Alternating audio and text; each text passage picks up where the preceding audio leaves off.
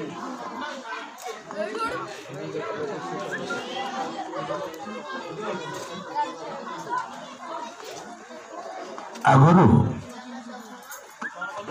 ଏହି ଇଂରାଜୀ ନବବର୍ଷ ବୋଲି କହୁନଥିଲେ।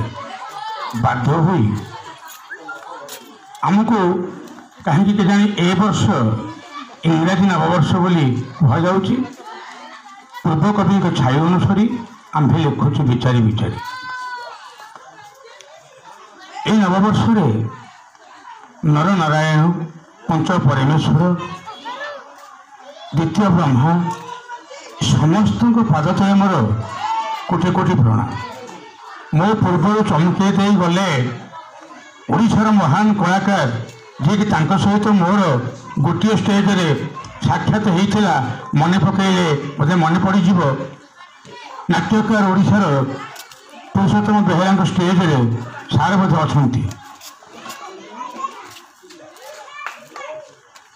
ଡକ୍ଟର ପଦ୍ମଚନ୍ଦ୍ର ମହାକୁଡ଼ ଏବଂ ପୁରୁଷୋତ୍ତମ ବେହେରା ଆଉ ମହୋଦୟ ଆମେ ଏକା ଷ୍ଟେଜରେ ମଞ୍ଚରେ ଥିଲୁ। ସେ ଅଭିନୟ କରିଥିଲେ, ମୁଁ ବି ଅଭିନୟ କରିଥିଲି। ଆଗ କବିତା କି ପାଠ ପଢ଼ୁଛି। ସମୟ ସମୟରେ ଲେଖକକୁ କାଳିସି ଲାଗେ, ସ୍ୱର୍ଗକୁ ନିଶୁଣି ପକାଏ, ଶବ୍ଦକୁ ଶବ୍ଦ ଯୋଡ଼ି ସେ ସେତୁ ନିର୍ମାଣ କରେ। ରାବଣର ଭାବନା ଠାରୁ ତାହାର ଭାବନା କେତେ ଗୁଣ କିଏ ବା କହିପାରିବ।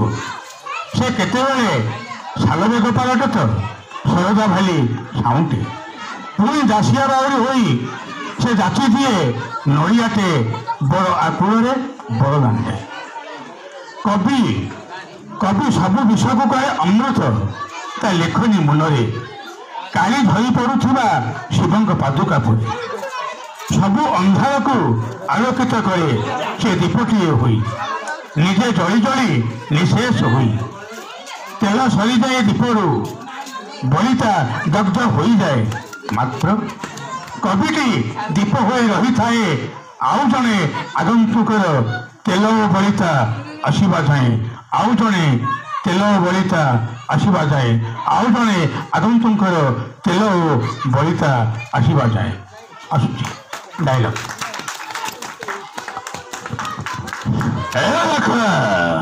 ବସ୍